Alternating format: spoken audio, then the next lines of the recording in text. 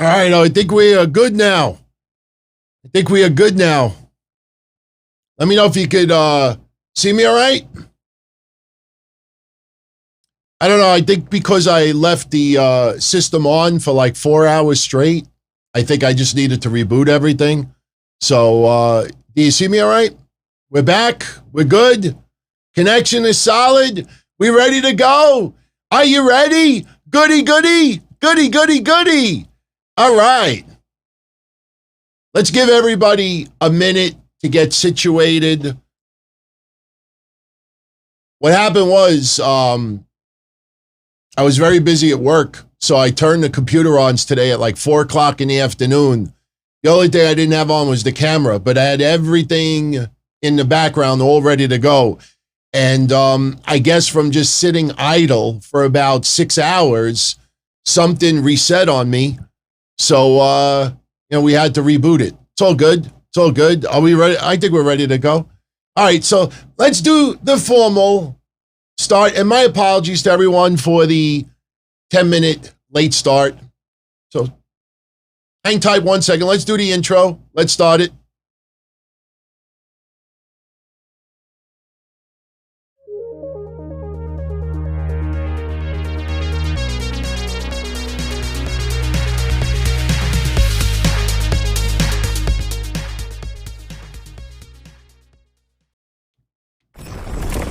Sit back, relax, and enjoy as Don Tony gives you news and reviews from AEW. Welcome to the party! Oh my God! Thanks for coming, Sammy! NXT. It's over! Cross is here to ransack NXT soul! And Indi Wrestling. It's Wednesday night, Dynamite. Know what's happening in the world of wrestling without the hate and clickbait. And now, your host, Don Tony.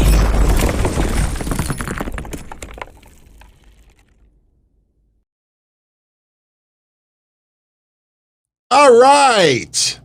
10 minutes late and a reboot on top of it, but we are here. Sorry, haters. The show did not implode. Good evening, everybody. This is Wednesday Night Dynamite. I am Don Tony. It is August 18th, 2021. Yeah, I know, no hat. A little bit late tonight, but I don't know. What you think about tonight's Dynamite? I mean, are we just so focused on the anticipation of CM Punk appearing on Friday? I think a lot of us are. And, I mentioned this briefly on Monday. I understand CM Punk is not 28 years old.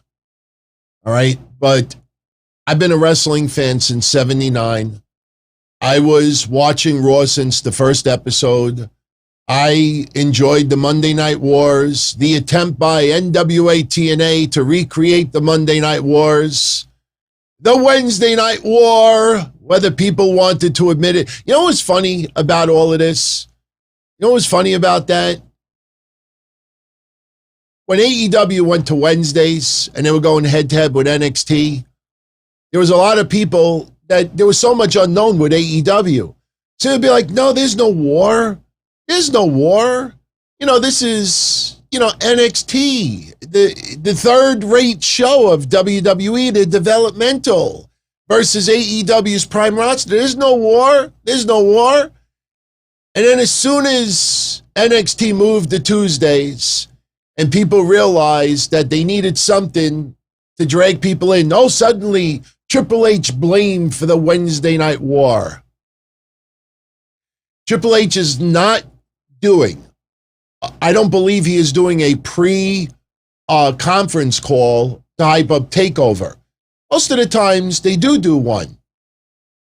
I have a feeling they'll still do one after TakeOver. Maybe they will, maybe they won't. But as of now, they're not doing one before. And you know what? You could thank every person online who clickbaited about this Triple H stuff. It's funny how Tom's Dick in Wrestling knows about all these demotions and everything, yet the investors don't. you just take a little common sense, take a little step back, and you realize it. It's bizarro land out there, everybody. But I don't blame WWE for not doing a conference call before TakeOver. You know, there's so many people out there trying to do gotcha stuff, clickbaiting, assuming. You know, if your view is that NXT is dying, so be it. My view has been the same as it was a year and a half ago. NXT needs to go back to its roots. Oh, next week they're going to pre-record. They're not going to be live. NXT is dying. Back in the day, it was not live either. I mean, doesn't it feel like people want it to die? Doesn't it feel like people need it to die to have something to talk about? That's what it feels like to me. By the way, I want to shout out John, who sent me this. And I should screenshot his email. He's like, DT, since you're one of the few podcasters out there that still has a lot of faith in NXT and has been saying all along it needs to focus on building the stars of tomorrow, it is unfair for wrestlers who are still not ready for prime time, that they're getting thrust in the spotlight, having tons of people, commenting about it, looking to put it down. That's a lot of unfair stress. I'm not singling out Jake Atlas or Leo Rush or anybody else that was recently let go, but I guarantee you when a lot of these people signed a couple of years ago, I don't think they ever in a million years thought they would be thrust into primetime TV competing, whether you like it or not, against another brand, another company. And then you have people out there saying, oh, it's a developmental. And then you have veterans in NXT saying, no, it's not a development. What mixed messages, man. What mixed messages. And I got to say this. I got to show some love to Jade Cargill right now. But before I do that, so shout out to John again. He said, keep it as a collectible. Give it away on the show.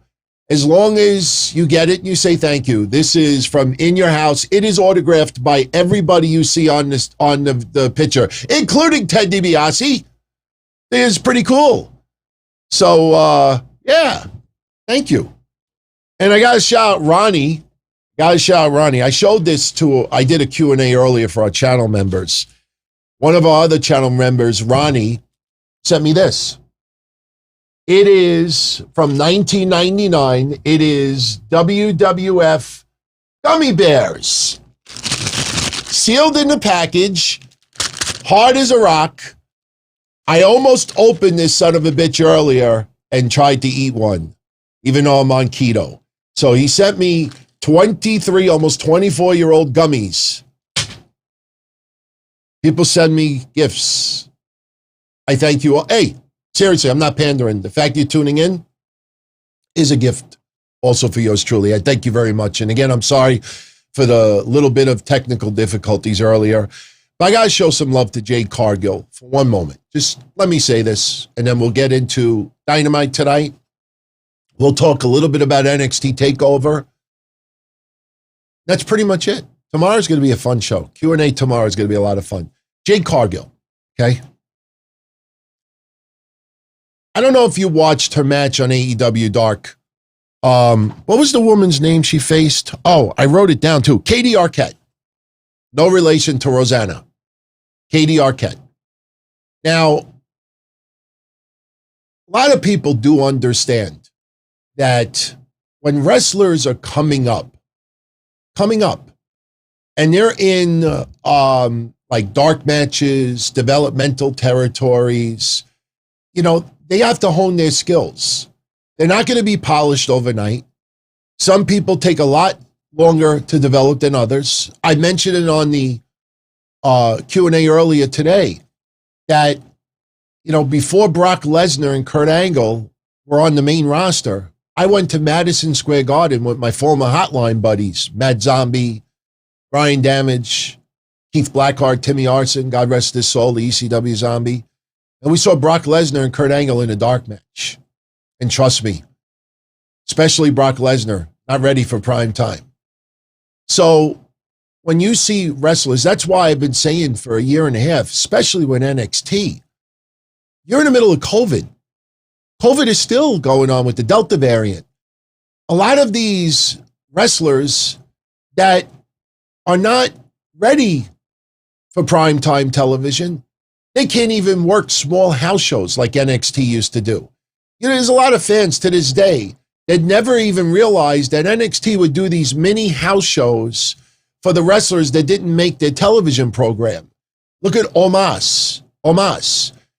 You think they just went into the back of the yard, like picking tomatoes, and said, hey, look, we picked the Omos and put him on TV? Does anybody remember seeing him much in NXT? He worked NXT house shows. And not very good, but you could see there was something special there. So it is unfair to have wrestlers that may only be in the business a year, 2 years, 6 months, that are trying to learn their craft. And WWE wants them to perform in front of some live audience. Maybe not dark match on Raw or SmackDown in front of 10,000 people, but maybe in front of 100, 200, 300, to get used to working in front of a live audience, to get used to the WWE style, because it is a different style. So you do have wrestlers that are not ready. On AEW does not have an OVW. They don't have a developmental territory. They have the training schools. QT Marshall, as much as I rip 𝗗𝗄'𝘀, I heard his school is pretty damn good. Cody having a school. Dustin doing a school. I mean, other wrestlers training wrestlers. So they don't have the luxury of what WWE has. So when people are now developing and they're getting seen on AEW Dark or maybe even AEW Dark Elevation, they're still a work in progress. And I tell you, it really sucks to see the bullshit that went down yesterday with Jade Cargill. She took on Katie Arquette. Yeah, Katie Arquette. And there was a couple of botches. No question. Now, I don't know who really is necessarily the blame on that. You could look at it one way and say Jade Cargill didn't, get her up. No, that doesn't sound right. Or Katie Arquette didn't get herself up, thrown in a quarter, hits the rope instead. It's a dark match. Yes, it's on YouTube, but it's still a dark match, up and coming. And I see droves of people today, like celebrating, like throwing it into AEW's face, like, this is Jade Cargill. This is a fucking embarrassment. This is a joke. This is that. And I'm thinking to myself, she still got, how long has she been wrestling? She hasn't been in the business that long. She needs to work. She needs to have more matches. In time, it'll grow. And to see people like almost excited, like yesterday's elevation was like Christmas.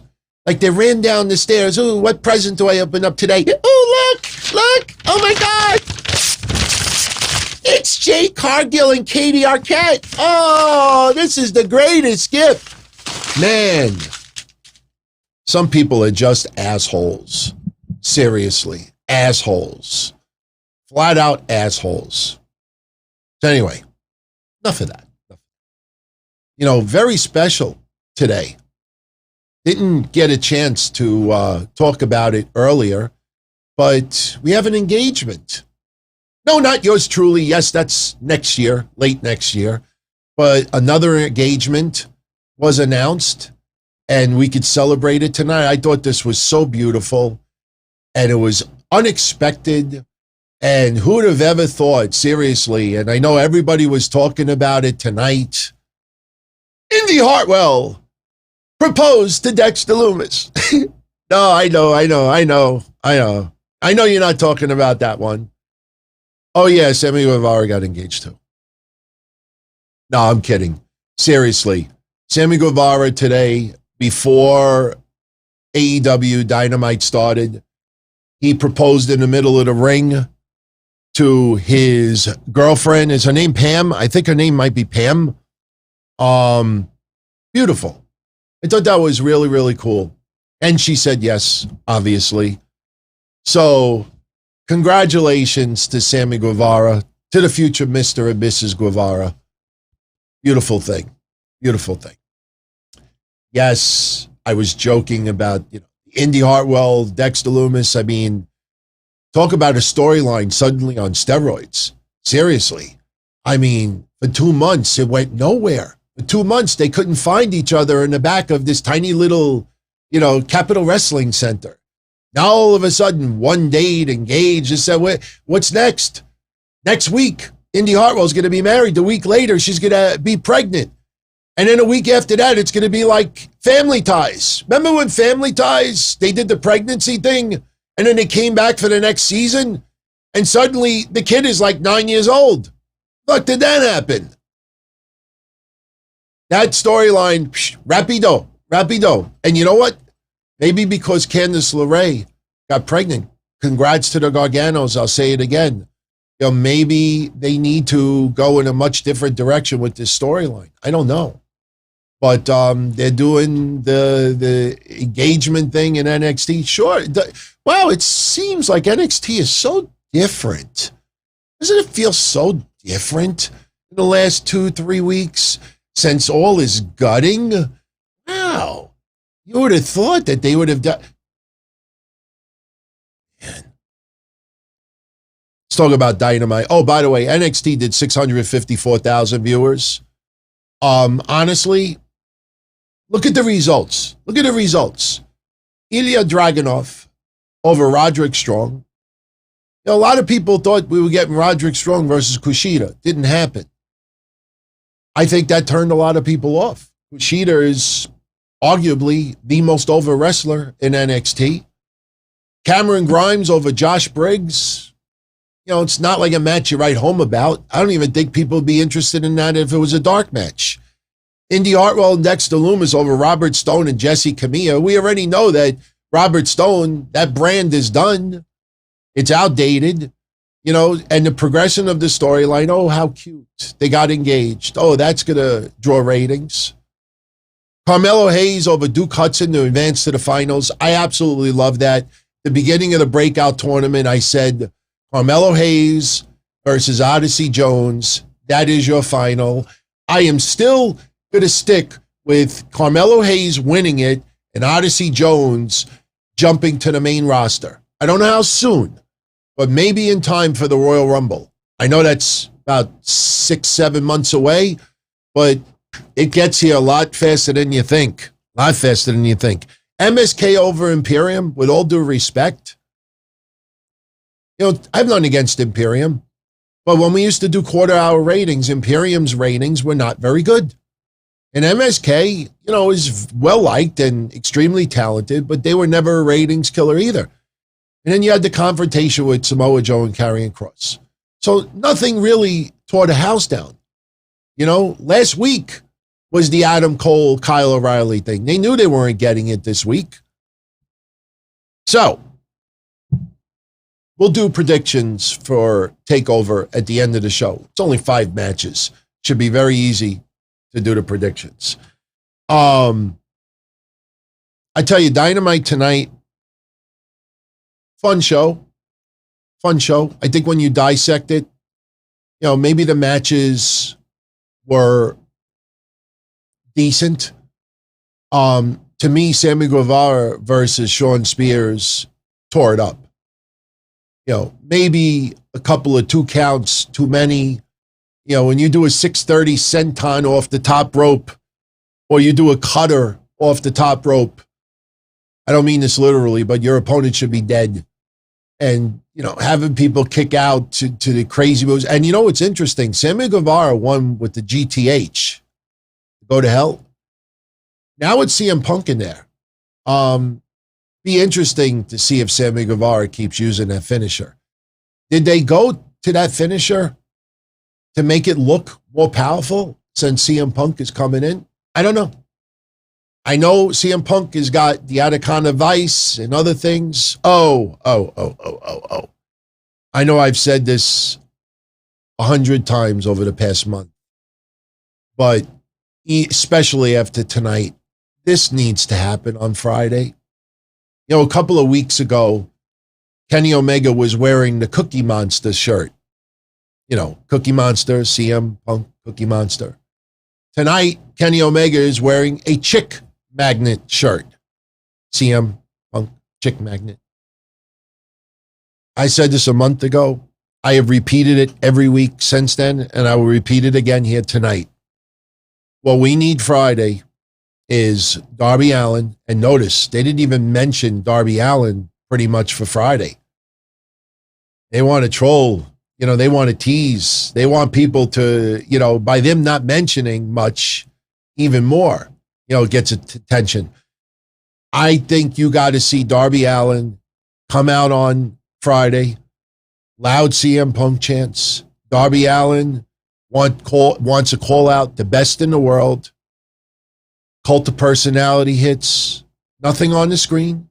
Just cult of personality. Chicago goes fucking nuts.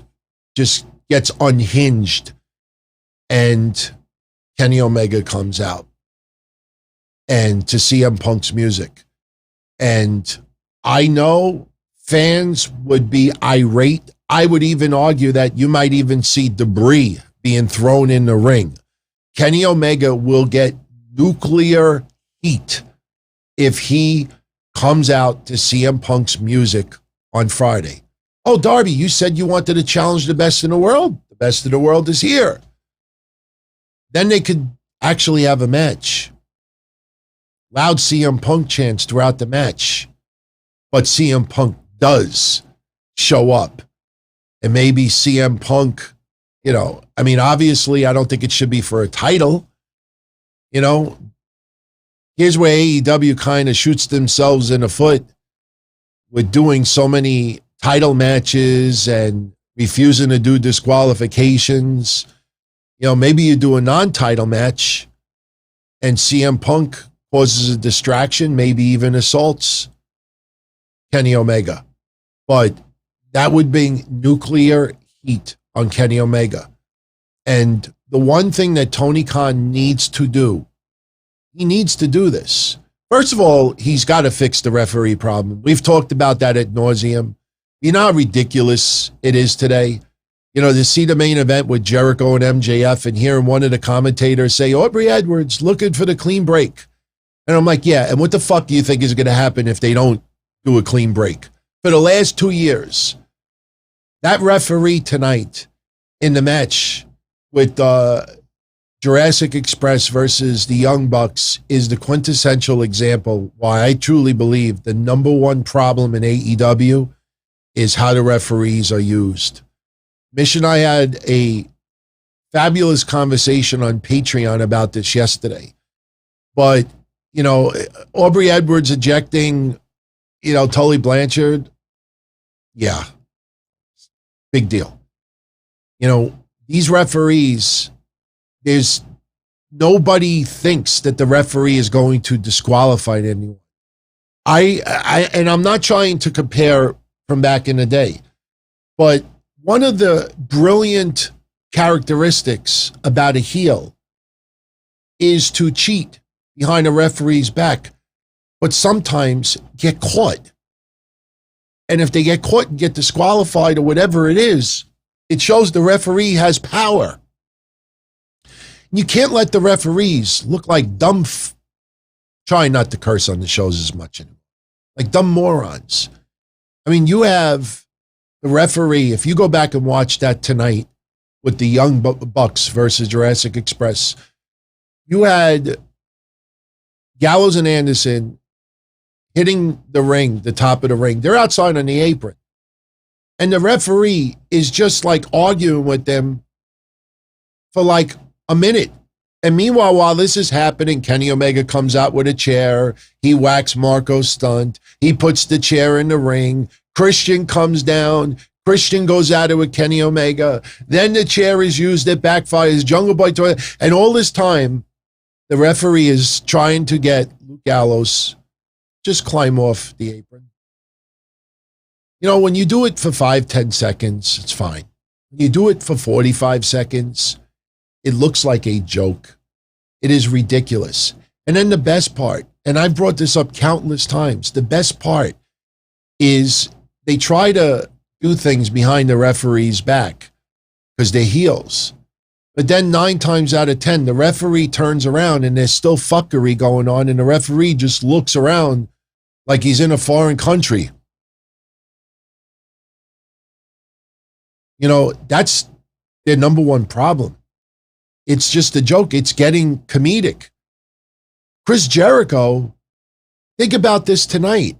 And I'm not trying to rip the show tonight. I enjoyed tonight's show. I thought it was a lot of fun. But there's a couple of things we definitely need to pay attention to. Chris Jericho. Chris Jericho has a match with MJF. He can't use the Judas effect. If he uses the Judas effect, he gets disqualified. But it's okay to bring a fucking bat in the ring.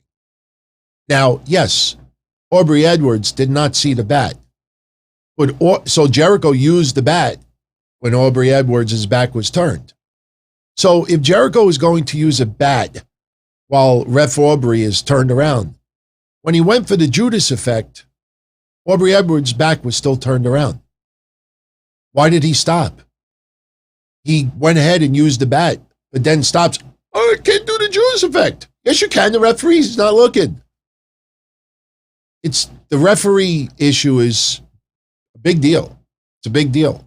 But you know how it is, everybody. You got to, when it comes to AEW especially, you got to give cake and ice cream 24 hours a day. Sting and Darby Allin. I watched people tonight write about Sting. Incredible, amazing, unfucking believable. I mocked out when he no-sold the table. Epic. Those are the words used. Now, me, I enjoyed the match. I enjoyed the Sting stuff. I go back to hulking up and no selling things. So I don't mind if Sting does it.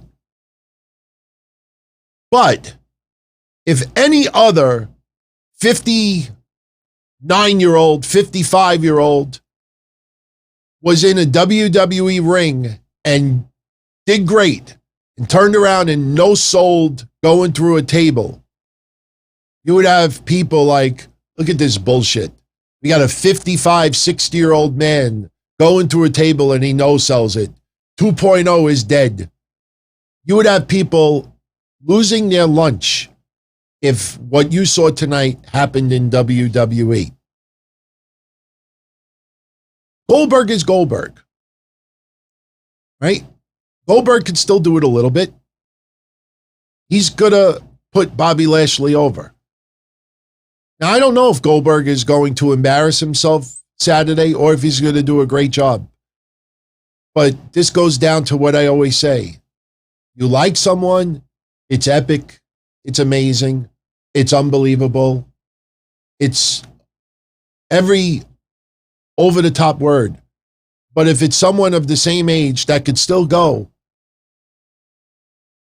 why are they using 50-year-old? Why are they using old people? Why are they using this? Blah, that's ridiculous, blah, blah, blah. What a hypocrisy, man. Seriously. I could only use Goldberg as an example because of Goldberg's age is comparable to Sting. But you know damn well that if somebody in their 50s did what Sting did tonight, going through the I'm very curious to see what Busted Open Radio says tomorrow about it. Seriously, Bully Ray especially. I'm very curious to see what he has to say about it. Me, personally, as a wrestling fan, I enjoyed it. You know, Sting went through the table, got up, got energized, crowd ate it up. You don't have to overthink wrestling sometimes. You know, Hogan would hulk up and everybody would lose their shit. And you didn't have people like, oh, that's embarrassing, exposes the business, it's this and that. No, just be a wrestling fan sometimes. Do you see where I'm going with this? I ain't no problem with what Sting did tonight. But when you see people using words, epic, amazing, unbelievable, incredible, don't you think it's a little over the top? I mean, they use Sting. Give AEW credit. They use Sting beautifully. Sting knows his limitations. Remember when they signed Sting? Remember all that uproar about Sting's age and spinal issues and the injury he had in WWE? And I can't speak for others, but I said on this show at least half a dozen times, I look at Sting's entire pro wrestling career, from UWF to WCW, WWE, TNA, and I know I'm leaving out some promotions, but you get the gist. And there's never once that I could look back and say Sting had no business being in that match, or Sting embarrassed himself, or was out of shape, or was in no condition to go. It went anyway. I always felt Sting knew his body pretty well. And if Sting, and look, sometimes you think up here that you could do it, but physically you can't. You feel it up here and you feel it in here. But the fact is you can't. Sting never embarrassed himself. Yeah, maybe some of the TNA stuff, the Joker stuff was a little But as far as him performing, he always performed at a great level. So they give AEW credit and give Sting credit. They know exactly what they have with Sting. They know how to use him, and they don't exploit things.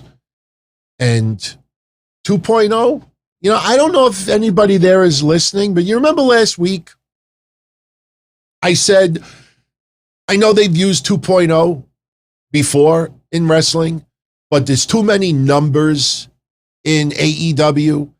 We need some words in there as well. I mean, you have Dark Order 10, Dark Order 5, Dark Order -1. You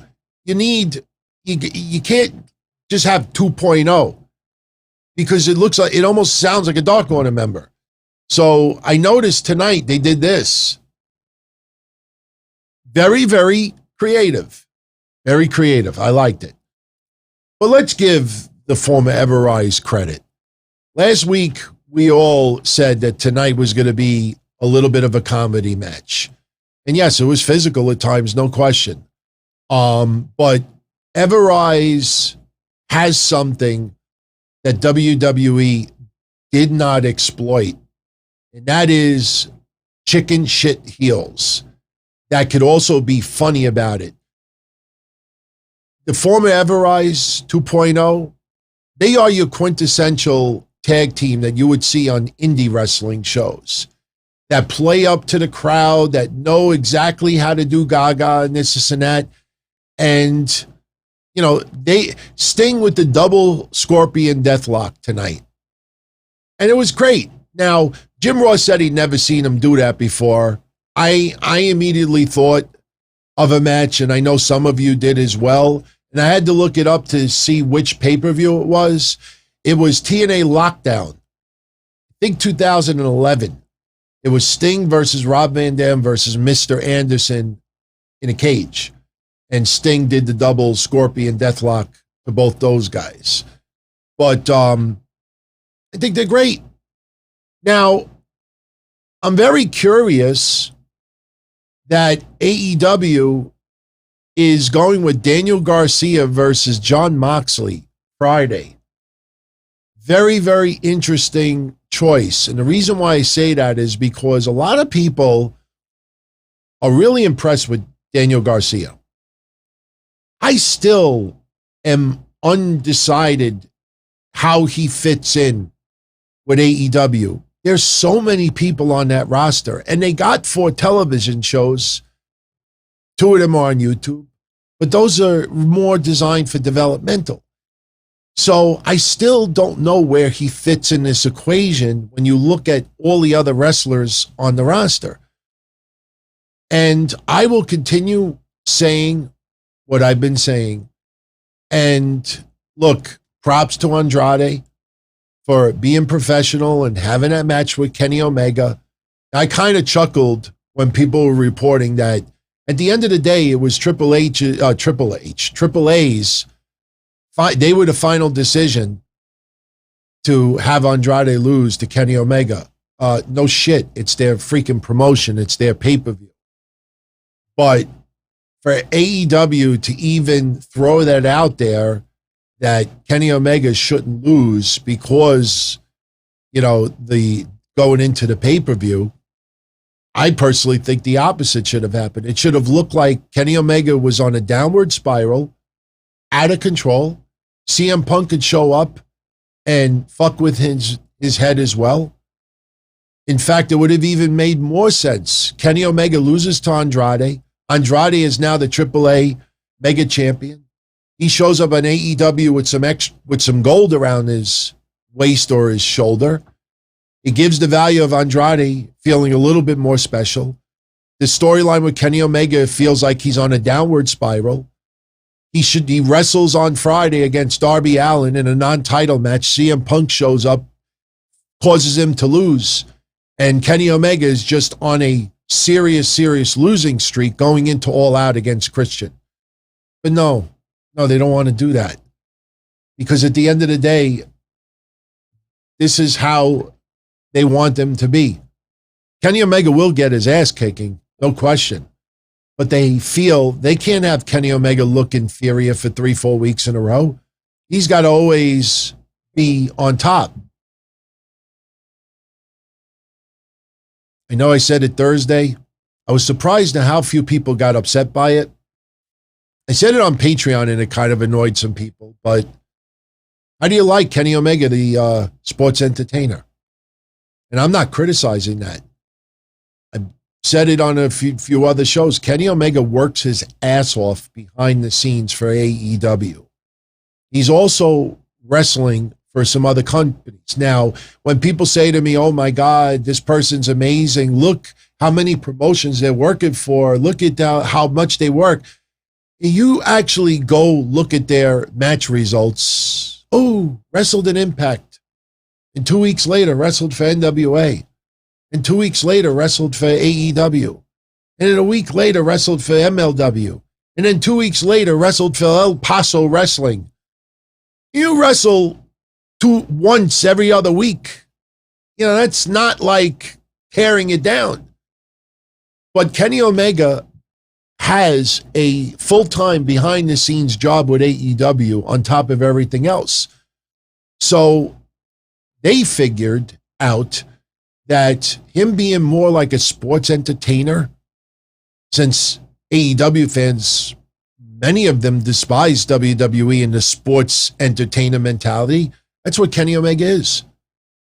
You look at that spot in AAA when Ric Flair hits the ring and Kenny Omega, like a piñata, going back and forth and getting chopped and going through the motions. Kenny Omega in the last 6+ months has been nothing but a sports entertainer on camera. And I think that gets under people's skin even more. But I personally feel they should have went with the losing streak storyline. So I know we're going back and forth with things because I'm not going to sit here and give you match result. It's boring. We're having a conversation about particular things that went down tonight and a few other topics mixed in as well. I think, it all gets put together.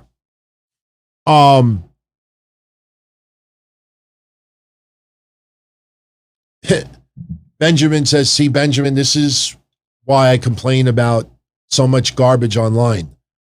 What about the rumors that Kenny Omega has nagging injuries and needs to drop his title soon? Does it look like he's got nagging injuries when he's out there? When you see the match against Christian, when you see the match the week before, when you see him again, does that look like nagging injuries? Sooner or later, Kenny Omega will take a little bit of time off, and then people say, aha, I was right. I don't pay attention to that garbage. I don't pay attention to it. I know we don't talk about Raw and SmackDown on Wednesdays. Tomorrow I'm going to have a field day talking about all that crap that's floating around that Bianca Belair and Sasha Banks might have had COVID. Man, that pissed me off. Even if they did have COVID, still, you think people would have learned what just happened with the Keith Lee, Mia Yim stuff.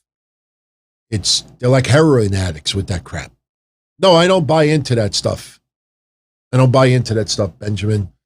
I know I got the Superman hat tonight. I forgot to put a hat on. It's a little crazy here today. But so Sting and Darby Allin, fun match with 2.0. The random stuff early on with Jon Moxley and Eddie Kingston coming out and getting jumped. Now you understand they did all that because they wanted Jon Moxley to take on Daniel Garcia on Friday. I still think that Moxley and Kingston will defeat the Young Bucks for the tag team championships in New York. Maybe the Young Bucks do lose it all out.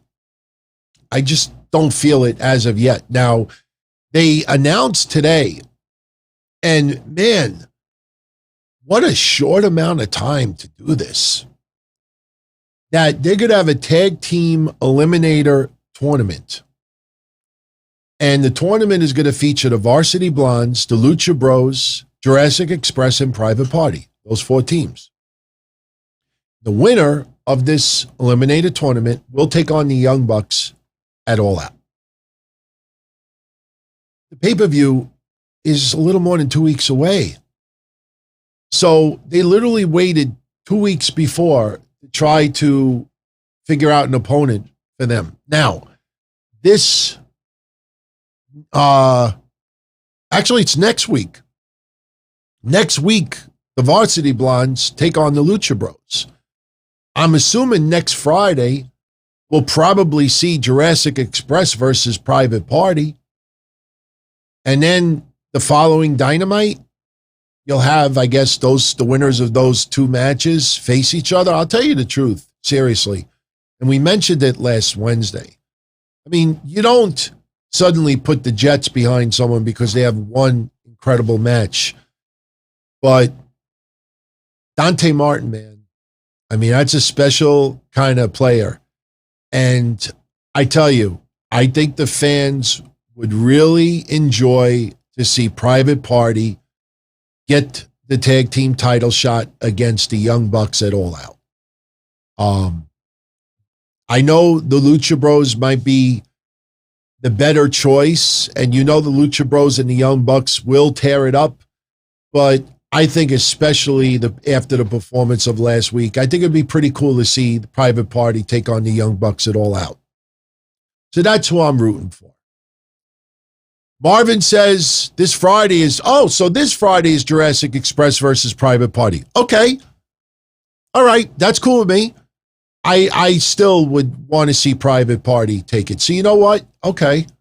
So I tell you, this Friday doesn't look too shabby. You got Private Party versus Jurassic Express Friday. We have Eddie Kingston possibly against Miro. That's interesting. Now, I don't know. I don't think they made the match yet. They might have, but Miro cut a promo today calling out Eddie Kingston. So that would be a pretty interesting match Friday. Now, remember, it's only 1 hour long. So I don't know if that match goes down Friday. I don't think it can, because Darby Allin is going to call out the best in the world. I don't know if the match will actually go down, but that segment's got to take 5 or 10 minutes. Then you got Friday, Jade Cargill versus Kiera Hogan, which is going to be really interesting. I mean, I don't want to be disrespectful to what's her name again, Katie Arquette. But Kiera Hogan is a lot higher on the food chain than Katie Arquette. You got to see how Jade Cargill does on Friday. If I see Friday what we saw yesterday on Elevation, then you might want to reevaluate, slow it down a little bit with Jade Cargill. She's obviously a star in the making, and she's very impressive. She doesn't have to do crazy shit in the ring. She could be methodical, a la Lex Luger-ish. Take your time. You take your time with her. Thunder Rosa looked great today. Thunder Rosa versus Penelope Ford was an okay match. I don't know if they screwed up the finish. Seemed like we saw something happen twice. Penelope Ford tried to put the Muda lock on Thunder Rosa. And if you look at it closely, Thunder Rosa was looking to reverse it into a submission move. And Penelope Ford, one of her legs got free. And if you look at it, like, Penelope Ford could have just like simply got up. It looked like she broke away the wrong way. And when Thunder Rosa tried to reverse it, it just looked like a hot mess. So literally about 45 seconds later, they did the very same thing. Penelope Ford goes for the Muda lock again for the second time.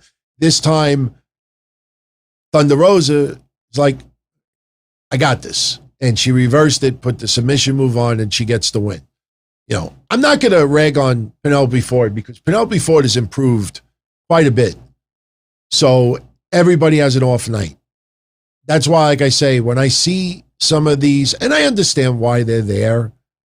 I mean, but when you see people out there literally like giggling when a Twitter account simply designed to post, you know, botches, and you see regular folk, you know, one side of their mouth, oh no, the up and coming, they need to be able to have a place. Like Jim Cornette always says.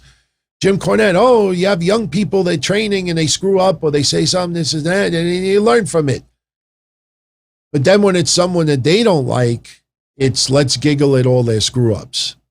I think that's a little bit unfair. But Thunder Rosa, man, it's interesting. AEW's got a little dilemma because Britt Baker is obviously their number one woman in that company right now. But you can't escape the fact that Thunder Rosa is right up there as well. And you could see it was a little weird on Friday. Sure, Britt Baker was in Pittsburgh. You know, so Britt Baker was going to get babyface pop no matter what. But you ask yourself, is Britt Baker a heel or is she a babyface? Now, me, I feel like AEW is still utilizing her as a heel. Even more the odd reason to have Chris Statlander cheap shot Britt Baker on Friday.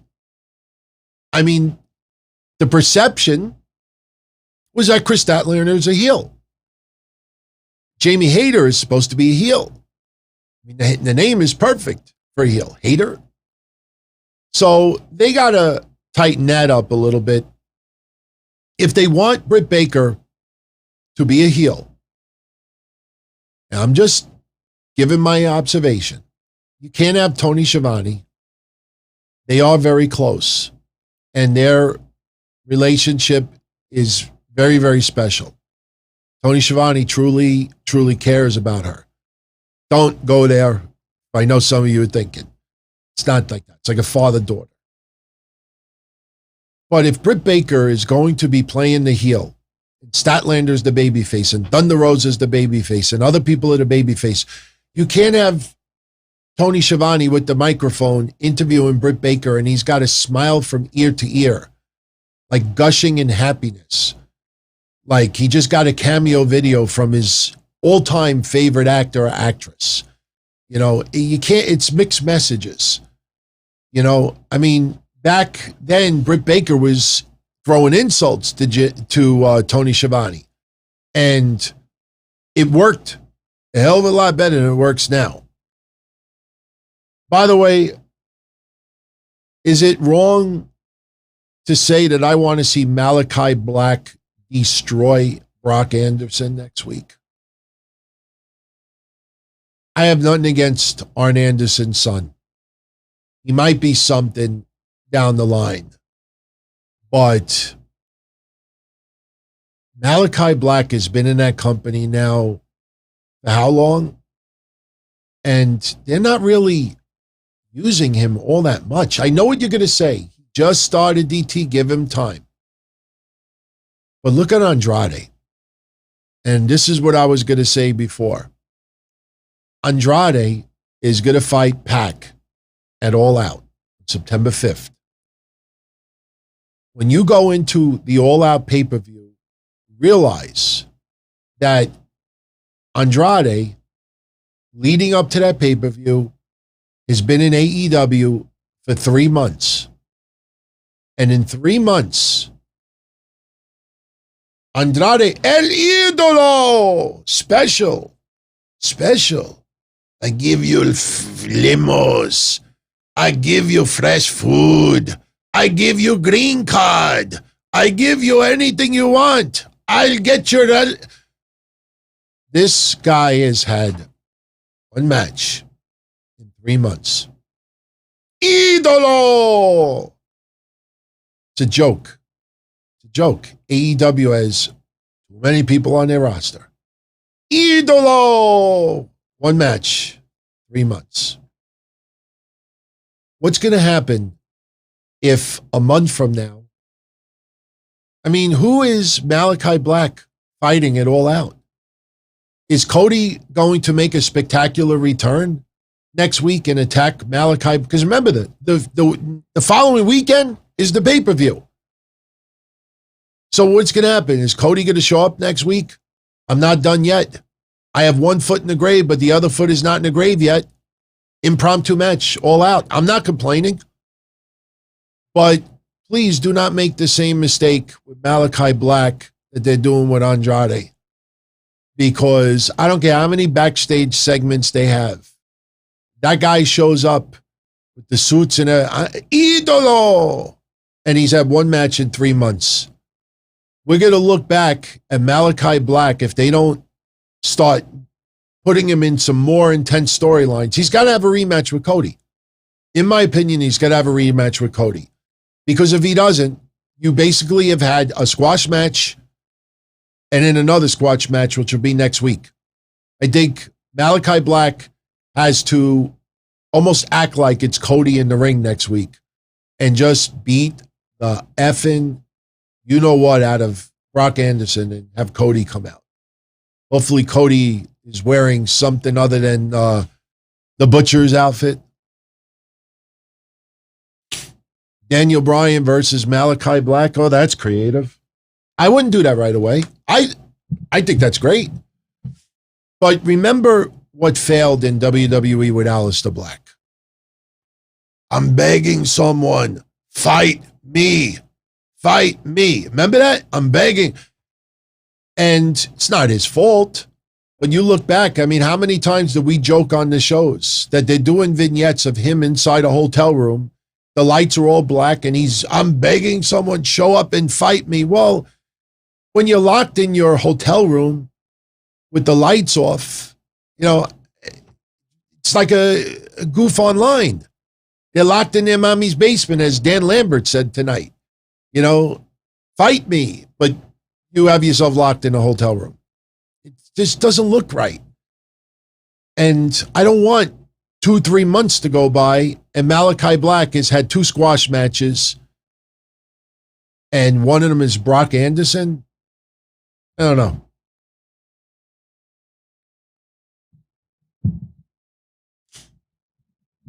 People are talking about, oh, maybe Buddy Murphy could sign with AEW and fight with Malakai Black. And then a lot of these people, I'm not saying anybody lied, but you have all these other people, they're doing the same shit WWE does. They got too many people on that roster. Start trimming it down a little bit. Tony Khan is a very, very, very kind person and a very good person and very dedicated person. Will not take that away from him. But, if I could just use one person as an example, Andrade. I mean, came off of WWE. Everybody thought so misused and so underappreciated. And he goes to AEW and everybody's like, oh, that's unbelievable. That's excellent. That's awesome. And he's had one match in 3 months. I don't know. What else happened tonight? Oh, Dan Lambert. Let's talk about him. Look, Andre Arlovsky, I have to pronounce it right. Not a big MMA guy. And Junior Dos Santos. I did a quick Google search on both, and they do have an impressive career. But to have them in the ring, just so Scorpio Sky and Ethan Page beat up Lance Archer, I thought that looked ridiculous. Like, if Dan Lambert's cutting a promo that UFC guys can't, in their contract, do certain things. But I made a call to Dana White, and they still don't do anything. It looks kind of stupid. I mean, that's just my opinion. Dan Lambert, you know what's funny about it? Dan Lambert is kind of doing a mock of Jim Cornette. I don't know if anybody thinks that way. This is just my perception. I know I'm not the only one thinking this. It's almost like a mock, a spoof of Jim Cornette. The funny thing about it, though, is if you listen closely to Jim Lambert's promo, when he talks about, okay, let's talk about the elephant in the room. The only fat elephant in the room that he should have brought up was Max Caster. When you bring up elephant in the room and then you don't bring up the actual elephant in the room, it looks so scripted and so forced, and it feels like, okay, all right, we could have Dan Lambert, think about this, we could have Dan Lambert say some outrageous things that if an AEW star said that, people would call for their suspension. But since Dan Lambert is an outsider and not under AEW contract, it looks like he's really shooting. So as a result, people don't call for AEW. They don't call out AEW. Why are you having people on your show saying the things that he says? See where I'm going with that?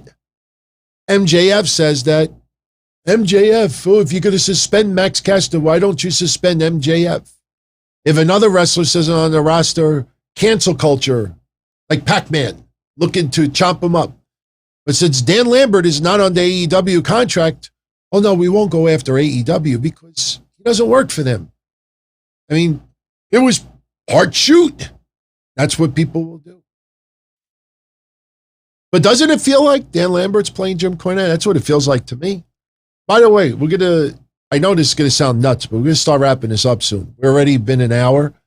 And tomorrow we have Q&A. If you saw, I have a few topics that I'm going to talk about as well. Going to be taking calls all night long. It's going to be an interesting show. I really have a little bit to vent on as far as Sasha and a few other stories too. It's not just them. But so just going through some of the other matches tonight. I know we talked about a few already. After Sammy Guevara got engaged, Shawn Spears with a fun promo in the back talking about Shawn Spears talking about Guevara's fiance, that he's going to make her an honorary member of the Pinnacle for one night. The catchphrase, when you're in the Pinnacle, you're always on top. So he said, and maybe for one night, I'll let you be on top as well. You know, trying to insinuate, you know, a little sexual. Nothing wrong with that. It added heat to the match with Guevara and Shawn Spears. Like I said, awesome match between these two guys. I personally think when you do crazy-ass spots off the top rope, that should be it. Game over. 630 senton for a 2. You know, the cutter off the top rope for a 2. You know, fans live. I understand why because they're there live. They paid. They bought a ticket. So they'll go fight forever because they don't want it to end. You know, when you pay for a concert, you pay for a sporting event, you pay for a movie, and you're having the time of your life, you want it to last as long as possible, especially if you're at a concert. Sing this again, just to stretch it out as much as you can. So the live fans eating it up, I totally get it. And it was an awesome match. Sammy Guevara, you know, with the GTH at the end.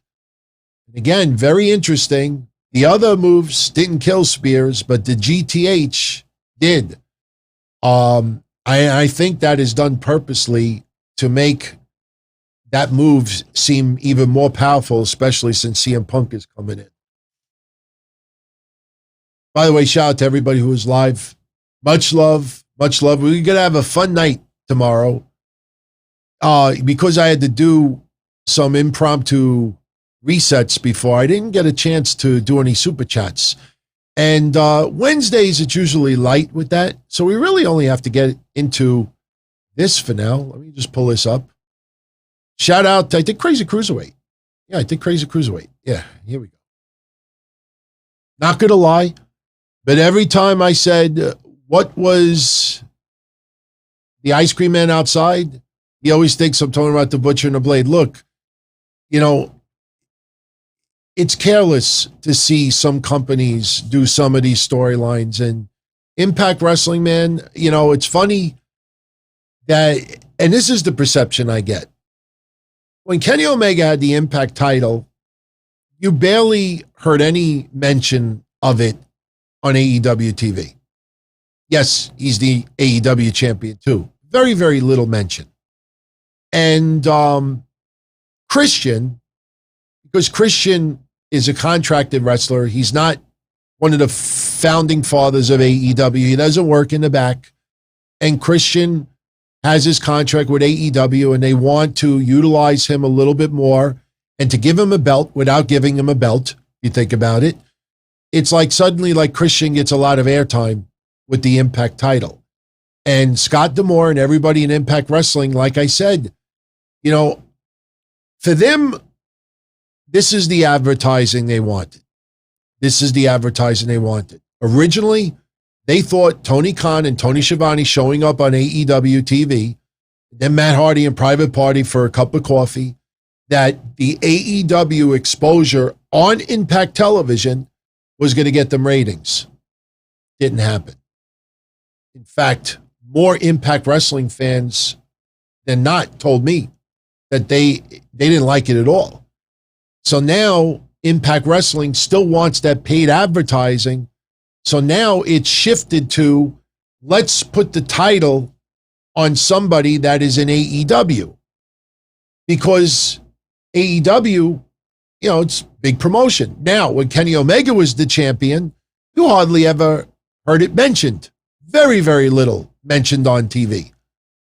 But Christian, now all of a sudden, you know, repeated over and over, the new Impact Wrestling champion, backstage segments, this and that. And this is to give Christian a belt without giving Christian a belt. If this is now the form of advertising that Impact Wrestling is asking for, fine.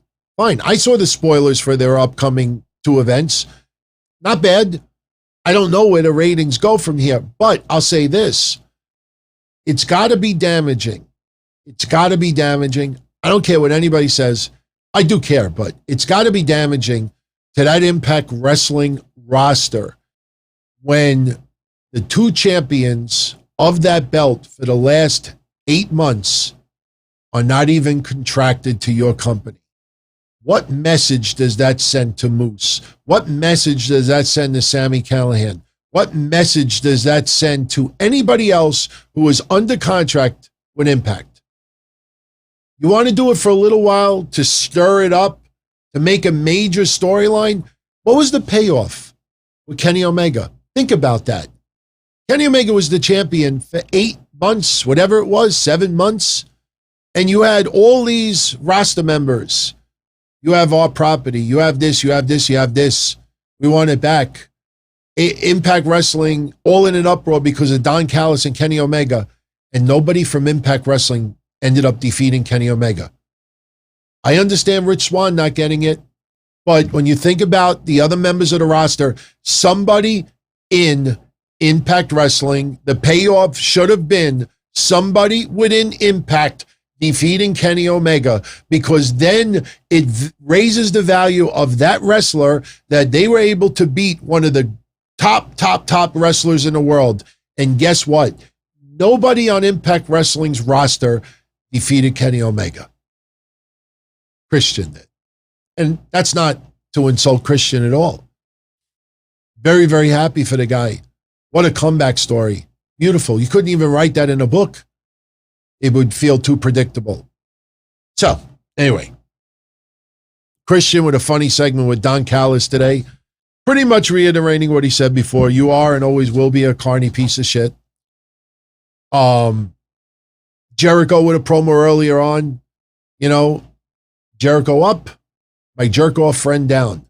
A little bit extra in the expletives department tonight. I don't know if you noticed that. And again, I don't know if that's what TNT wants, but it does seem, isn't it weird that a company that is so, Hulk Hogan will never ever be allowed in any of our events, but they try to be so almost ECW-ish, almost CZW-ish, renegades. Shawn Spears in his match with Sammy Guevara tonight, just standing on the top rope. I like it. I like the expletives.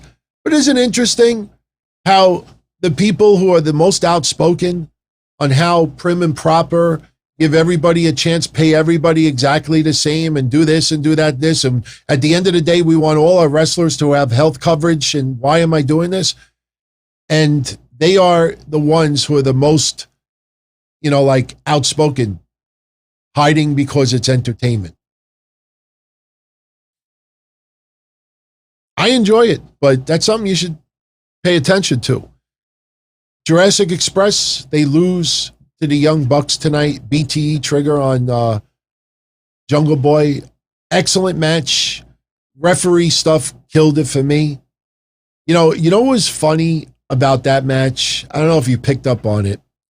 At the very beginning of the match, when the Young Bucks came out to defend the titles against Jurassic Express, Tony Schiavone made a comment, and this is almost word for word. He said something like, my God, do you see how many people are coming out with the Young Bucks? And all I kept thinking to myself is, where have you been the last 8 months? They came out with Gallows and Anderson and Nakazawa and Cutlet. And it's every week. Go back and watch it. Tony Schiavone's acting like he never saw it before. Thought that was pretty funny. So next week, you have Brock Anderson versus Malakai Black, the Varsity Blondes versus the Lucha Bros, Red Velvet versus Jamie Hayter, Matt Hardy versus Orange Cassidy. Friday, we have Jade Cargill versus Kiera Hogan. We don't know about Eddie Kingston and Miro yet. I have a feeling it might just be a pull-apart. We also have Daniel Garcia versus Jon Moxley. Darby Allin, obviously he's calling out the best in the world. Let's see what they do there. Jericho. Sorry, Benjamin. That's how I say Jurassic. I know it's Jurassic. Jurassic. I say Jurassic. Sorry. That's how I say it. Force I have it. Jurassic Express. I know how to spell it. Jurrasic. All right? Yeah. ASSIC. Unless you spelled it wrong. Jericho versus MJF tonight. I know I talked about it a little bit earlier, but to me,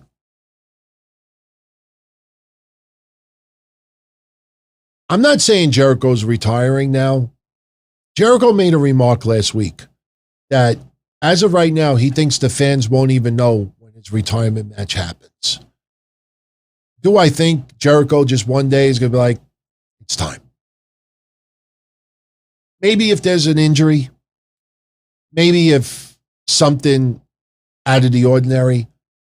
I'm not saying that Jericho's retiring now, but tonight's match with MJF, look, the fans singing Judas Effect. We said that 5 minutes after Dynamite ended last week. You knew that was going to happen. It was nice though. Loved it.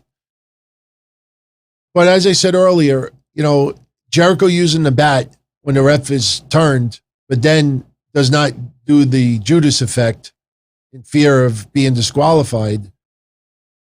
And what do you care if you're disqualified? There wasn't any stipulation that he would be forced to retire or this and that. Nail him with the Judas Effect. Get disqualified. Deal. It's a jerk off. To me, the 5 labors of Jericho, in hindsight,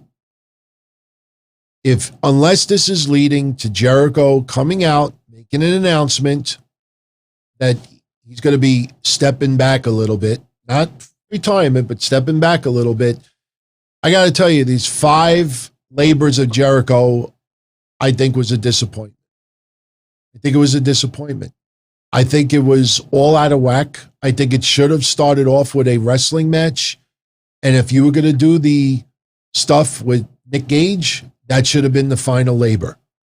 Because like I said before, I could just imagine the commentator saying, like, look at the steps that Jericho will go to get his hands on MJF. And it just felt ass backwards. You know, I don't know if you would have done Hoovy first, but tonight's match was fun. The crowd, man, that Texas crowd tonight was awesome. Props to each and every one of you that went tonight. You made tonight that much more fun. But MJF, he was the right person to defeat Jericho tonight. This is the way it should have gone. But in hindsight, with the 5 weeks leading up to this, you know, yes, MJF has Jericho's number. Blood and guts here, you know. So I think, do not be surprised within the next 2 weeks they tease that Jericho has a major announcement. Would not be surprised. Almost bet on it, seriously. Paul White.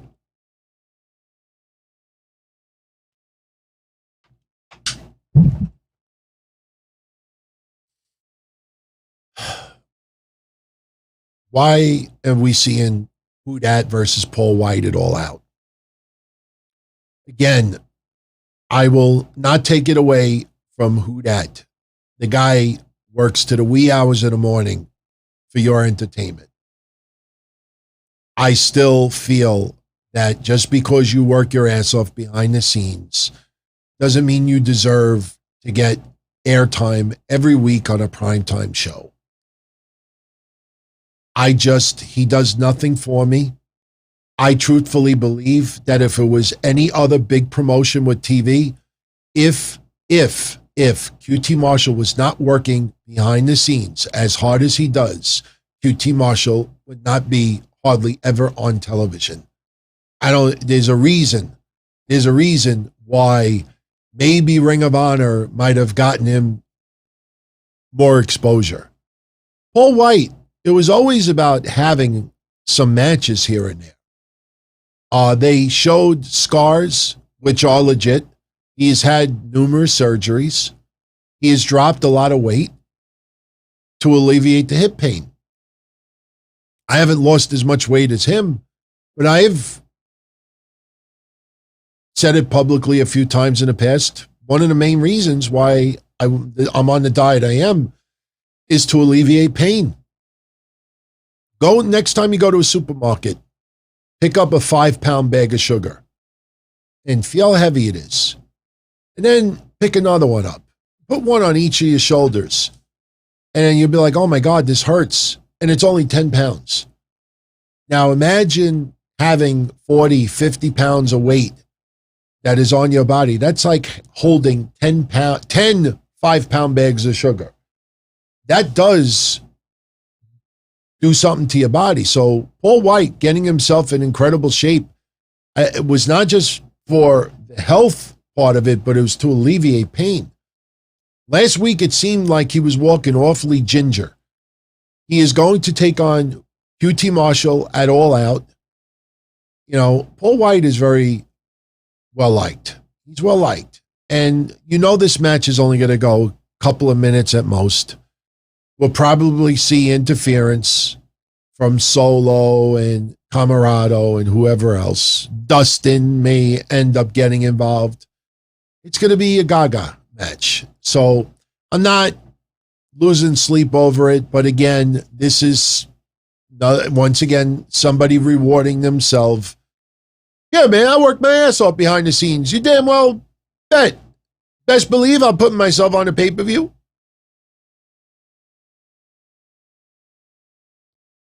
So, I don't think I'm leaving anything out. I mean, I know we had a couple of backstage promos here and there, but I thought Dynamite was a fun show.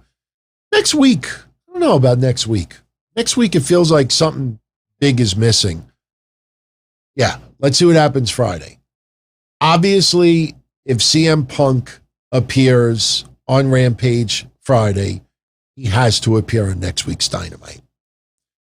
Then it's going to be really interesting to see what kind of ratings get pulled in. Now, it's funny, you know, and I'm not singling out anybody here, but it's funny, how many people have you come across over the last bunch of years? Ratings don't matter. Ratings don't matter.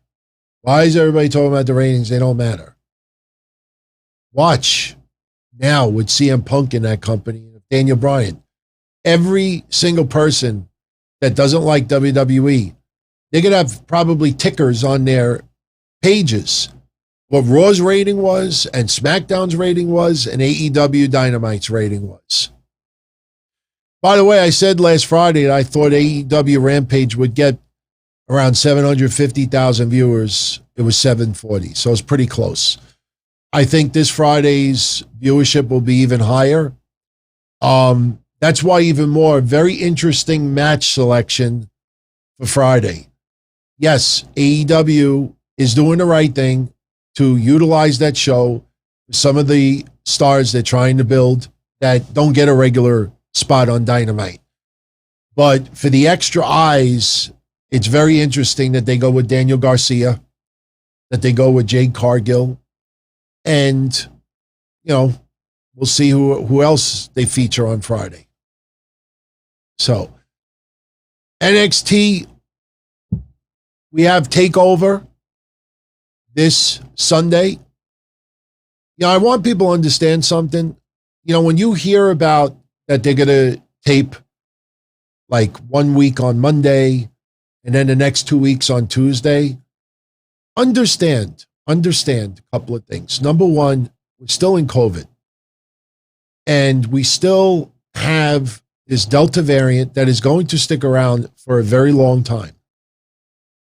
For those that don't know, and yes, I forgot to show the email Monday, tomorrow, Thursday at 12:30 in the afternoon, I am getting my third COVID shot. Yes, it's at a supermarket. The place where I got my original one is not doing vaccines anymore. I'm going for my third. And I have talked about it before, some of my health issues. My doctor said to me, get it. So I trust my doctor, getting it. So hopefully I don't feel like, you know, crappy tomorrow night when we do the show. But we're still in COVID. And the Capitol Wrestling Center is very, very small. It's indoors. And WWE is looking to push, going back to their roots and try to build the stars of tomorrow. And it's ridiculous to spend unnecessary money to do things live all the time and do this when half the people online that watch the show truly watch the show, but they bash it because it gets them attention. WWE, with the Nick Khan effect, they're going to make NXT a cheaper show to produce. That doesn't mean they're burying it. It's just that when you only have 700,000 viewers, there's no reason to go over the top. It's just business. So that is what's going on. So when things are pre-taped, you know, it's funny that the most outspoken about it being pre-taped are the ones that are the loudest that NXT is dead. It's really weird. Really weird. And again, especially at the investors, we're never told. Triple H, one of the biggest executives there, had to take a major step down, and they don't tell it. Don't believe it. Don't believe it. You know, don't believe it. How come we haven't heard that WWE has done everything to sabotage Raw? And that's why the Raw show sucks so much. SmackDown is a decent show. But you don't ever hear anybody say, oh, they're intentionally sabotaging Raw with this horrible stuff with Lily and all this other stuff. You never hear people saying that. Why? Because NXT looks like it's an outside company. At the end of the day, Triple H still meets with Vince and Bruce Pritchard and everybody else and Nick Khan and everybody else. There isn't a different group of people talking about business. They make it seem like it's such an outsider that not even going. It's not even worth talking about. Sev, I have no envy over QT Marshall. It's nothing personal. I give the man credit for working his ass off behind the scenes. No matter if I don't like a character on TV, and it's just for me something that it feels like the only reason why that person is on the television is a reward because of the amount of work they do. That's just my opinion. I have nothing personal against the guy. I think the guy is truly one of the most important people behind the scenes for AEW. So, anyway, let's do predictions for TakeOver. It's only 5 matches, so it's not going to take much at all to get into this. Oh, you're getting a little too fast for me there. There we go. This is going to be so easy to go through. Dakota Kai versus Raquel Gonzalez. There is no way you take that title off of Raquel Gonzalez right now. In my opinion, and I've said this before, Raquel Gonzalez is one of the most improved talents on WWE's roster in the last 2 years. What she was a year and a half ago compared to now, I mean, she has worked her ass off, and she definitely has earned to be champion. And she is much, much better than what she was before. But her NXT championship run has been terrible. Nothing against Ember Moon. It's nothing against Xia Li. It's nothing against anybody who took her on. But to me, her championship reign has been terrible. It's more about her doing the pose with the back than just being hard-nosed and just doing what got her to the table. And WWE has tried to make it's not even close. I mean, these two will work well together because they are friends and they really do train and work. So it's going to be a decent match, but I don't think there's any chance whatsoever that Raquel Gonzalez loses that title. Dakota Kai will put up a good fight, but in the end, Raquel Gonzalez will retain her championship. LA Knight versus Cameron Grimes.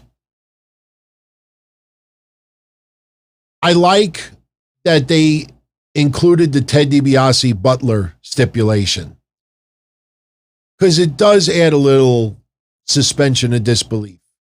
I personally think they're not doing skits of Ted DiBiase as a Butler for 30 days. It's not that we don't like Ted, but Ted DiBiase is not the most over Hall of Famer that WWE shows on TV on occasion. He's being used to get Cameron Grimes over. And originally, Ted DiBiase telling LA Knight, put the $1 million title on the line one more time to Cameron Grimes. And really, in storyline, common sense, there'd be no reason for LA Knight to do that. But they added that stipulation. LA Knight said, if I beat him again, Ted DiBiase's my Butler for 30 days. So I like that. I do believe Cameron Grimes will be your $1 million champion. The storyline is just leading that way. I know nobody is talking about LA Knight going to the main roster, but I have a feeling in the very near future, you're going to hear, or you're going to read reports. Our sources tell us that WWE is seriously considering bringing LA Knight to the main roster. You mark my words. I'm not saying he's going to go to the main roster right away, but I think the storyline could only go in one direction right now, and that is Cameron Grimes be the $1 million champion. I wouldn't even be surprised after a while if Cameron Grimes gives the title back to Ted DiBiase. You will always be the $1 million champion. And he gives the belt back to him. Would not be surprised. That title is not going to keep changing hands. I think Cameron Grimes, it's possible that after that, we have no more $1 million champion. It's not a recognized title. So I would not be surprised Cameron Grimes eventually gives the belt back to Ted DiBiase. Just a guess. Just a guess. All right, next on the list. Adam Cole versus Kyle O'Reilly. Again, people with the clickbait. You know, they're going to be 2 out of 3 falls match. Last week, I think the only part of their confrontation I hated was Kyle O'Reilly's stipulation. Oh, my choice is straight up wrestling. You know, it just, I don't think it helped Kyle O'Reilly much at all. But you see, Adam Cole in his promo last week talked about how Kyle O'Reilly doesn't have a vicious bone in himself, which to me tells me that when Adam Cole plants that seed to everybody that Kyle O'Reilly is not a vicious person and he doesn't have a vicious bone in him, that means Kyle O'Reilly should win the second fall next week, which is a street fight. So I think fall number 1 goes to Adam Cole. I think fall number 2 goes to Kyle O'Reilly.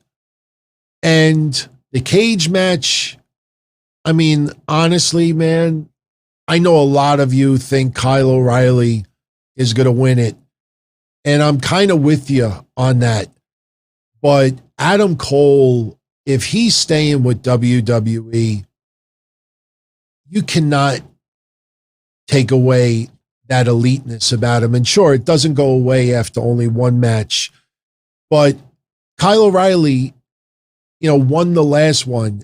And I don't think, I know what you're going to say, and I agree. Kyle O'Reilly needs this win 1,000 times more than Adam Cole does. But I think, you know, at the end of the day, Adam Cole, if he remains with the company, that guy, sorry, Kyle O'Reilly, I'm a big fan of his, but Adam Cole is so much more in the money department than Kyle O'Reilly. And I don't think Kyle O'Reilly beating Adam Cole 2 out of 3 falls helps him at all, because they tried to keep him singles for how many months? And he had that epic war with Adam Cole where they were both in the hospital. It didn't seem to help as much as WWE expected it to. So I'm going with Adam Cole to win the cage match and win the 2 out of 3 falls. That's what I'm going with. Maybe we'll get some interference. Maybe we'll get a major swerve somewhere. But I'm going with Adam Cole to win. Walter versus Ilja Dragunov. This is the match that I'm looking forward to. It sucks. I'm looking forward to a few matches. Please don't take that the wrong way, but this match intrigues me the most. It just sucks that Dragunov got 8 stitches yesterday in his match with Roderick Strong. Man, he spilled some blood. And I watched it back, Mish. That was funny. I don't think he even realized how much he was bleeding. He was going up to the referee, and the referee's like moving backwards. It's pretty funny. Walter is a major, major player. WWE obviously understands how valuable Walter is.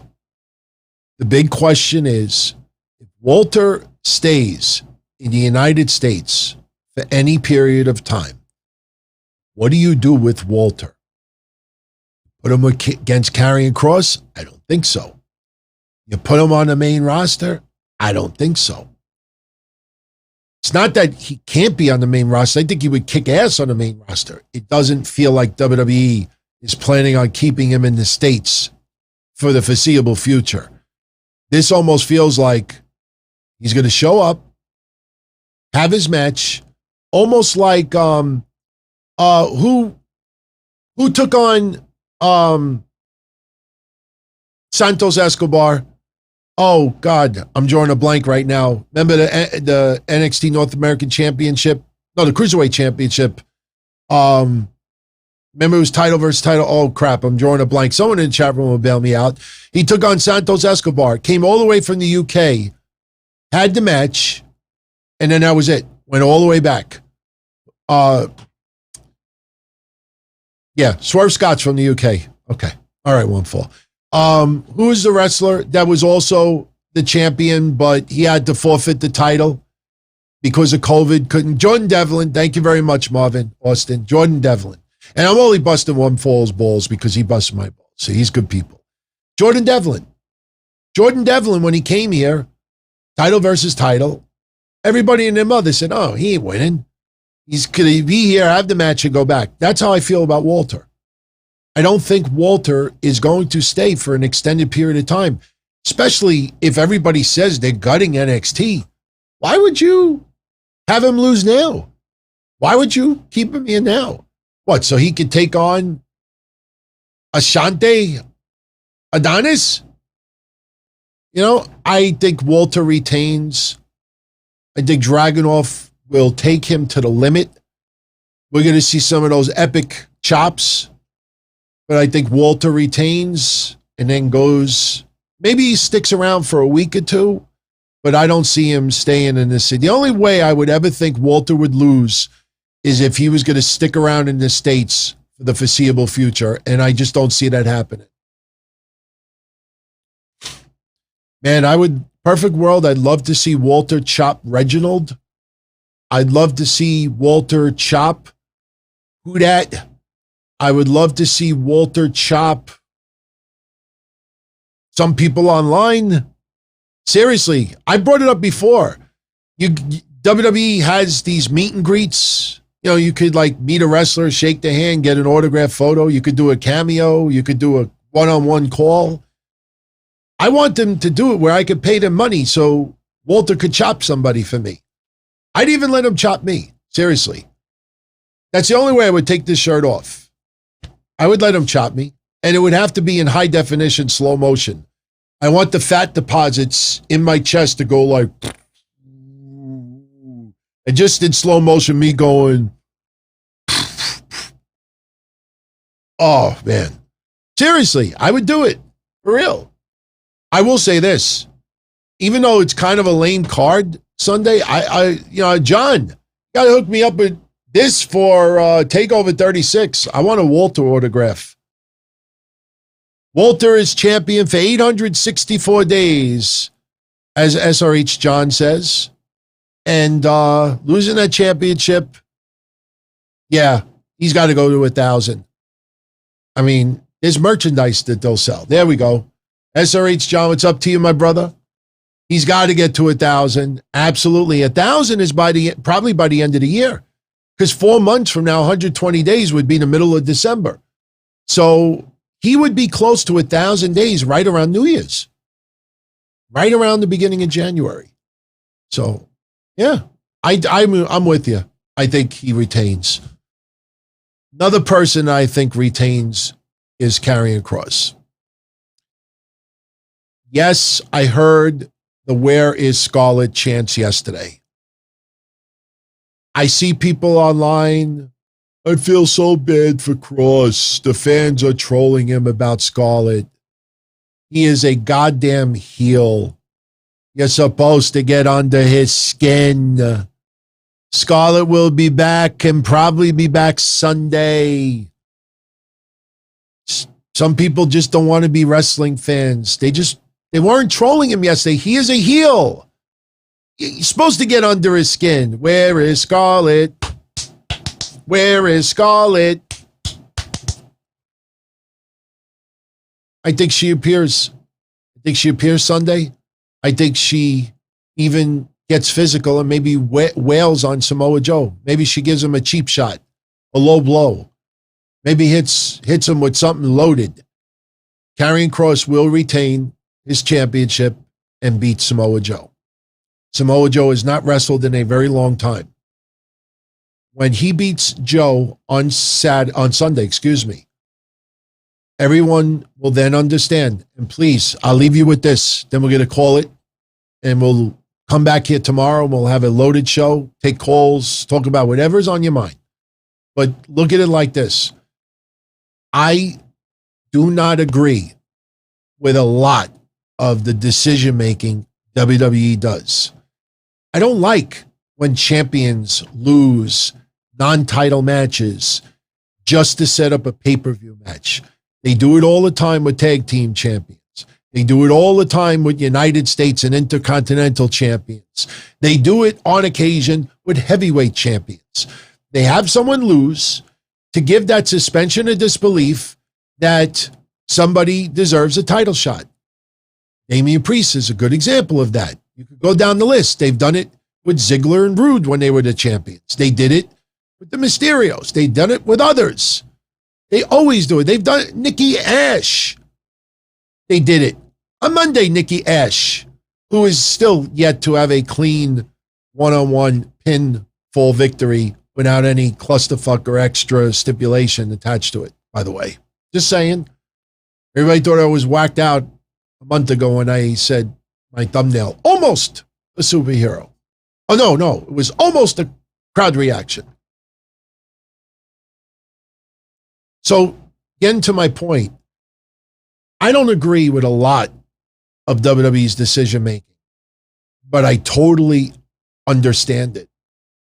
And seriously, if you're going to analyze WWE, whether you do an opinion show, you just, whatever you want to do, if you're going to talk about WWE or AEW or anyone else, you have to understand how they operate, why they do what they do, and their style. Once you understand what they do, why they do it, and how they do it, number one, it gets very predictable, which kind of sucks. But number two, you understand why decisions are made. When Karrion Kross lost to Jeff Hardy, remember people, Kross is done. He's finished. They killed him. Jeff Hardy pinned Karrion Kross with his feet on the ropes. Jeff Hardy never cheats to win. I don't even think he cheated in straight-up wrestling matches against Sheamus. You remember that storyline? They did that intentionally. That is another version of the fruit roll-up. We've talked, do you notice how many people online now use the fruit roll-up term? We started doing that a year ago. Now everybody's calling it that. But that is another version of the fruit roll-up. We want to give suspension of disbelief that Karrion Kross can be pinned. He was undefeated in NXT, singles competitor. Karrion Kross is still undefeated in NXT as a singles competitor. So how do we give the suspension of disbelief that Karrion Kross could lose against Samoa Joe if he's undefeated in NXT as a singles? His only loss, I think, was teaming up with Finn Balor. So you have Jeff Hardy beat him by cheating. Then everybody, remember the reports? Oh, Jeff Hardy scheduled to beat Karrion Kross 2 times in a row, but COVID struck. We came up on the shows and told everyone, all they're trying to do is plant the seed that Karrion Kross can be beat. He's undefeated in NXT. How do you plant that seed when someone is undefeated? That's what they did with Jeff Hardy. Then Jeff Hardy comes back. Karrion Kross does exactly what we said he was going to do. He was going to start choking people out, sacrificial lambs, people who are beloved in WWE but can be used for that purpose. Jeff Hardy choked out. Samoa Joe, after the last pay-per-view, choked out. William Regal left laying on the street to show that Karrion Kross is relentless. So now you only have Karrion Kross losing by someone who cheated by putting their foot on the ropes. So now you have to come up with another one. So Keith Lee returns. And Keith Lee, after a life or death battle with his health, they reward him with a fabulous competitor, great match, and a win. He defeats Karrion Kross. What that does is it gives a solid win under Keith Lee's strap. It also shows that even though it was a straight-up competitive, awesome match, Karrion Kross can be pinned. And people were concerned, oh my God, oh my God. Remember, before that match even started, people were saying, no, this is Keith Lee's last match. That's it. He's done with WWE right after this match. This is his last match. And he won. All those reports got silent all of a sudden. So now you plant that seed. So the following week, Karrion Kross beats Jeff Hardy and is a little bit more sinister about it. So going into this pay-per-view, WWE succeeded in three things. They succeeded in getting a lot of attention to Karrion Kross. If Karrion Kross would have beat Jeff Hardy in a squash match the first time around, nobody really would have been talking about it. They would have talked about it that night, and they would have moved on. That's it. So, number one, they succeeded in getting a lot of attention on Karrion Kross. Number two, because he was facing Samoa Joe, who has not wrestled in a very long time, they wanted to give people that suspension of disbelief that Samoa Joe could possibly win this. So they have a big man like Keith Lee, who is similar in size as Samoa Joe, sort of. They have a big man take Karrion Kross to the limit and beat him. They didn't have Jeff Hardy put his feet on the ropes again. They didn't have Ricochet do it with a fruit roll-up. No, they had someone similar in size to Samoa Joe take Karrion Kross to the limit and beat him. The third thing they did was they then got Karrion Kross's anger and his attitude back. He cut that promo in the back after Raw the week before, and it was awesome. Scarlett is this close of being back. Should be back Sunday. So now everything is, all the stars aligned again. Karrion Kross, a little bump in the road, but there's a lot of people out there who think Samoa Joe may win this. Samoa Joe may win and Karrion Kross is going to the main roster. So I don't think that's happening. But the fact that a lot of people do feel that way means WWE did what they intended to do. Again, I don't agree with some of their decision making, but if you understand it, in the end, Karrion Kross is not dead.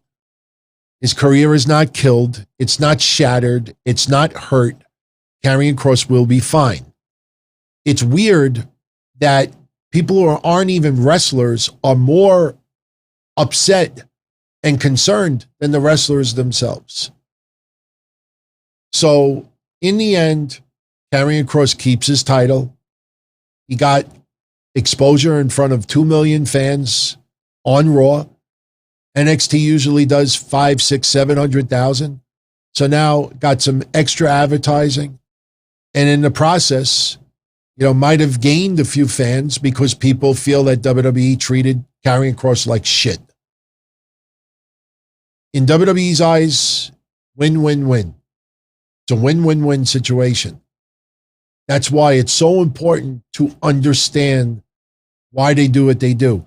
We could disagree with it. We could say we don't like it, but you have to understand it. And there's a lot of people out there that I think truly do understand it, but they have to act like they don't understand it because then half their content is crushed. Let me know what you think. You think that I'm way off on this one? Post your predictions for fun in the comment section after. There's only 5 matches. Maybe we'll get another match announced. Who knows? I will be doing a recap of NXT right after the pay-per-view. So, yeah, you're going to have me here tomorrow for Q&A, which is Thursday. Hopefully, the only reason that it would keep me off is if I get some crazy-ass side effects from this third shot. But I think I'll be fine. So you'll have me here tomorrow night for Q&A. Friday, very important, Friday, we are doing a Rampage watch-along once again. I think, especially under the circumstances that we think CM Punk is going to make his debut for AEW, even more of a reason why we should do a watch-along Friday. So the format Friday is from 10 p.m. to 11 p.m., I will be doing the watch-along. SRH John with the super chat. Do I think Goldberg could come back home to TNT in AEW after his contract is over? Oh, I don't think so. I don't think so. TNT is not Goldberg's home. It's not Sting's home. I mean, it's a nice thing to say, first time back in a network on 20 years, because that's a big deal. Being able to stick around for 20 years, that's history. That's important. But it's not the same executives. It's not like Sting shows up at Warner Media and people who were in their 30s back in 2001 are now in their 50s like, welcome back, Sting. It's not like that. James Campbell, do I think Karrion Kross relinquishes the belt undefeated? No. No. Why would he relinquish the belt? Throw it down to go to Raw or SmackDown? Yeah, if it was a different era. No. Karrion Kross is your NXT champion. Karrion Kross will retain that championship. Scarlett will be back. And all of those people that said, you heard it here first, he's going to be stripped. You heard it here first, he's dropping the strap. You heard it here first, he's going to SmackDown. You heard it here first. You realize every single thing that they said was wrong. From the night he lost to Jeff Hardy on Raw, I'm just telling it like it is. Let's see. I could be wrong Saturday. Maybe we should hold this off until after the pay-per-view. But I'm pretty confident that once that pay-per-view is over, Sunday, once that pay-per-view is over on Sunday, I think from the night that Jeff Hardy beat Karrion Kross up until tonight, you're going to realize everything that we said was 100% spot on. I'm going to stick behind it. No, I don't think he relinquishes the title. There's no reason to. Doesn't make sense. Could they do something where somebody shows up and challenges him and they have an impromptu match and he loses the title? Sure, that could happen anytime. Somebody could appear Sunday. You know, why not? You could always do that. But him just retiring as champion to go to the main roster, oh, I don't like that at all. I hate that idea. So anyway, so Friday from 10 p.m. to 11 p.m., I'm going to do an AEW watch along. We'll see what goes down, and it'll happen in real time. The chat will be on the screen. So for any of you that are huge CM Punk fans, you know, speak up and speak up loud Friday, because if it happens, it's going to be really cool to go back and look at that chat and see how everybody reacted. And look, just because he comes back doesn't mean that it's going to hit a home run Friday, but I have a feeling it will. I'm hoping Kenny Omega does the troll job. Oh boy, that would be awesome. Punk could still come out and do what he has to do, but Kenny Omega has to troll those fans first. He has to. He has to. Anyway, so I'm going to do a watch along from 10 to 11. Then from 11 p.m. to midnight, around midnight, maybe a few minutes before, we'll recap SmackDown. I will do predictions for SummerSlam Friday night as well. So basically, AEW Rampage watch along, SmackDown recap, predictions for SummerSlam. That'll be on the agenda Friday night. For my channel members here, yes, I am doing a predictions contest. I will post the thread Friday night after the show is over, and you'll have about 16 hours to put your predictions in. It shouldn't take you long. I mean, all you got to do is just choose who you think is going to win the matches. So I'll post that thread Friday night after the live show is done here, and you'll have until Saturday afternoon to participate. And again, for my channel subscribers, my channel members, I posted a Q&A earlier for the members only, so you could go check that out. It runs about an hour long. And yeah, join me tomorrow right here. We're going to have a real fun show. Going to take some live calls. Last week's live calls were awesome. Some of those conversations were really, really good. So, yeah, we'll see what happens. So everyone on the way out, if you don't mind, I'd appreciate it if you give the show a thumbs up. And that's it. I'm out of here. So I'll see you all Thursday night, 10:05 p.m. Eastern. So be well, everybody. Take care. Ciao. CM Punk. CM Punk. CM Punk. As far back as I can remember, I always wanted to be a podcaster. For me to live any other way was nuts. To me, those goody-good people who worked shitty jobs for bum paychecks and took the subway to work every day and worried about their bills were dead. I mean, they were suckers. They had no balls. If I wanted something, I just took it. I ran everything. I paid the bills. I paid the host. I even paid the masked maniac. Everybody had their hands out. Everything was for the taking. We always called each other good fellas. You would always hear from somebody. You're gonna like Don Tony. He's alright. He's a good fella. He's one of us. But if you're part of my crew, nobody ever tells you they're gonna get rid of you. It doesn't happen that way. There weren't any arguments or curses like in the movies. See, your haters come with smiles. They come as your friends, the people who've claimed they care the most for your life. And now that's all over. And that's the best part. Today everything is different. There's lots of action. I don't have to wait around for everything like everyone else. Oh, I didn't get the vaccine? Fuck you, vaccine me. Oh, your delivery guy has COVID? Fuck you, feed me. Right after I moved here, I ordered egg noodles and ketchup, and I got spaghetti with meat sauce. I'm no longer an average nobody, while they get to live the rest of their lives like a bunch of schnooks.